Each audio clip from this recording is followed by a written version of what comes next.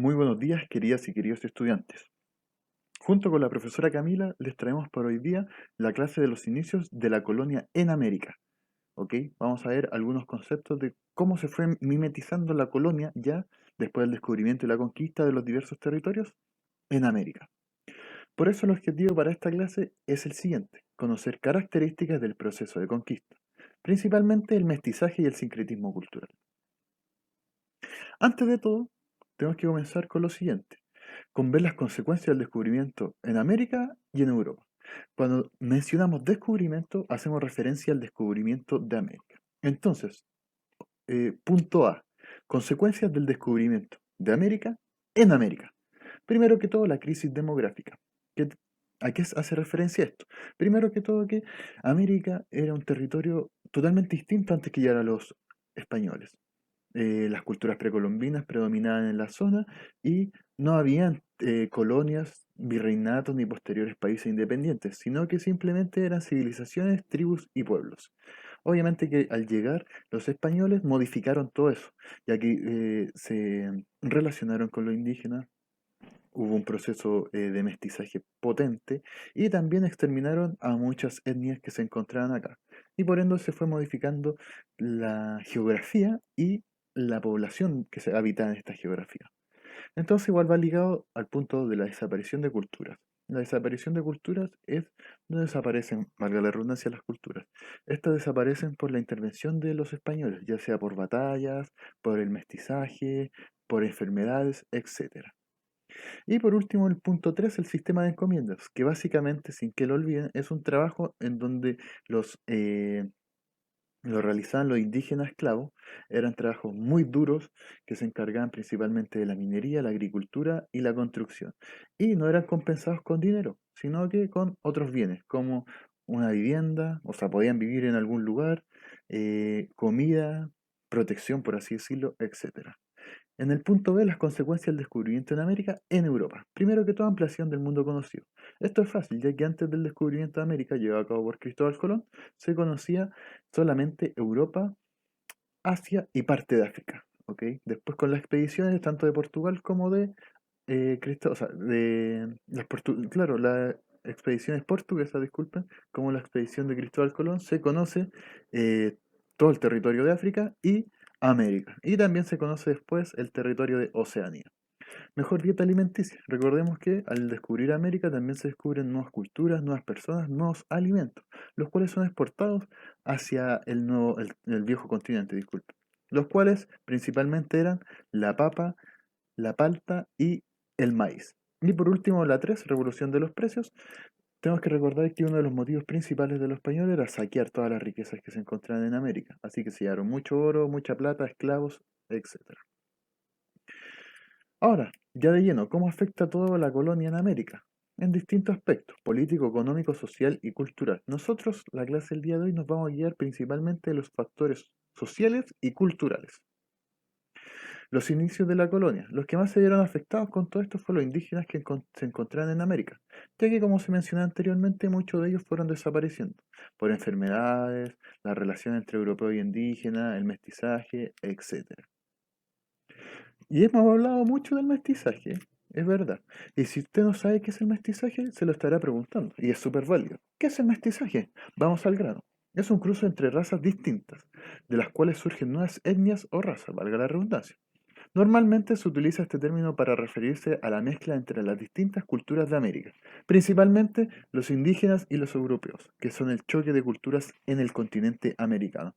Nosotros podemos ver en la imagen una persona europea con una mujercita que es un poco más de color, indígena, con vestimenta europea claramente, y su bebé, que es una niña o un niño, no sé identificarlo, pero que es el fruto de la mezcla de estas dos razas. Vamos a ver cómo se iban llamando los distintos cruces, o sea, los hijos de españoles e indígenas, entre otros. Tenemos primero que todo a los mestizos. Qué imaginación, que viene de la palabra mestizaje. Que una persona nacida de la relación de un español y una indígena, o una española y una indígena. Los mulatos, persona nacida, ojo aquí, de la relación de un español o de un mestizo con una persona negra. Es decir, un español con una persona negra daban vida a un mulato. O un mestizo, es decir, un hijo de español con indígena y una persona negra, dan vida a un mulato. Es importante que aprendan eso. Los zambos. ¿Quiénes son los zambos? Es una persona nacida de la relación de una persona negra y un indígena. ¿Ok? Negro y indígena.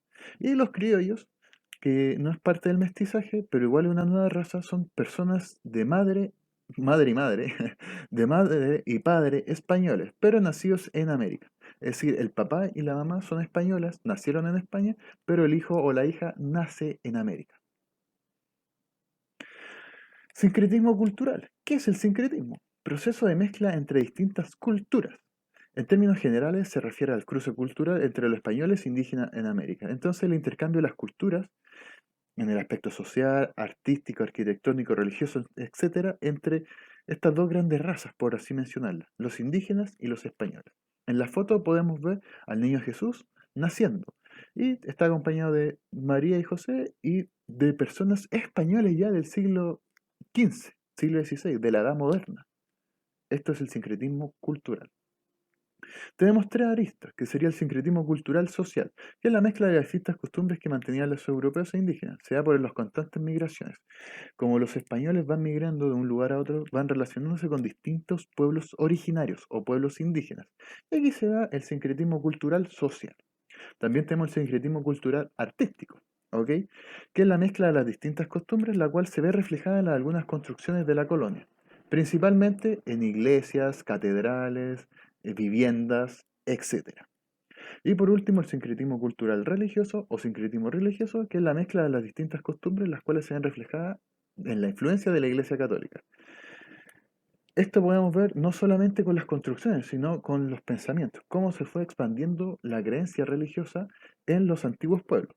Las personas tenemos que recordar que, por dar un ejemplo, el pueblo mapuche creía mucho en la Pachamama, en las tierras.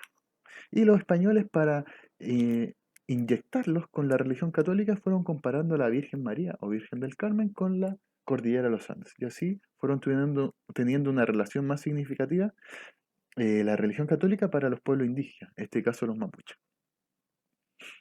Y aquí tenemos ejemplos de la fiesta de la Tirana, que es una fiesta de origen boliviano que nace para para brindarle honores a la Pachamama. Ahora, en el día de hoy también se hace para la Virgen del Carmen, ¿ok? Y eso es parte del sincretismo religioso. Una tradición que surgió o nace por pensamientos o creencias indígenas y ahora eh, se relaciona con la Iglesia Católica, o más que decir, con la religión católica. Y la Catedral de Santiago es claro ejemplo de la arquitectura colonial y religiosa de la época de la Edad Media, discúlpenme, Edad Moderna, en la colonia de Chile. Destaquemos que el barroco era la característica artística predominante de estas construcciones. Y ahora tienen la actividad. Tienen que responder las siguientes preguntas. 1. ¿A qué fiesta corresponde la imagen? 2. Características sociales que destacas del texto. Y 3. ¿Cuál es la característica de una fiesta oficial y una informal? Usted me estará preguntando, profesor, ¿cuál es la imagen? No se preocupe, porque usted avanza una diapositiva más y tiene esta imagen. Como le digo, tiene la imagen y tiene el texto. Las tres preguntas se encuentran acá, no tienen que buscar en ningún otro lado. Y muchas gracias por su atención, por su respeto, empatía y solidaridad. Son unas personas muy lindas. Les dejamos el correo de la profesora Camila y y mi correo del profesor Nicolás por si tienen alguna duda, pregunta, objeción, lo que sea. Estamos para ayudarlos en todo lo que necesiten. Por favor, les deseo que tengan una muy buena semana, que descansen mucho, que estén bien con sus familiares y que sean siempre muy felices, que es lo importante y la finalidad última del ser humano. Que estén muy bien y que descansen. Arrivederci.